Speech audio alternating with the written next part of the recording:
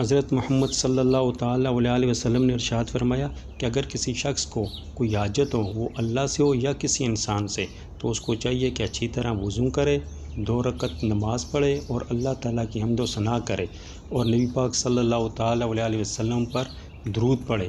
اس کے بعد اللہ سے دعا کرے کہ اے اللہ، تیرے سوا کوئی مالک و معبود نہیں ہے، وہ بڑے علیم اور بڑا کریم ہے، اللہ پاک مقدس ہے، وہ اللہ جو عرش عظیم کا بھی رب ہے اور مالک ہے، ساری حمد و ستائش اسی اللہ کے لیے ہے جو سارے جہانوں کا رب ہے۔ اے اللہ، میں تجھ سے سوال کرتا ہوں ان اعمال اور ان اخلاق و احوال کا جو تیری رحمت کا موجب اور وسیلہ اور تیری مغفرت اور بخشش کا پکا ذریعہ بنے، اور تجھ سے طلب ہوں ہر نیکی سے فائدہ اٹھانے اور حصہ لینے کا، اور ہر گناہ اور مصیبت سے سلامتی اور حفاظت کا۔ خداوند، میرے سارے ہی گناہ بخش دے اور میرے ہر فکر اور پریشانی دور کر دے، اور میری ہر حاجت جس سے تو راضی ہو اس کو پورا فرما۔ اے ارحم الراحمین، سب مہربانوں سے بڑے مہربان، میری دعا قبول فرما۔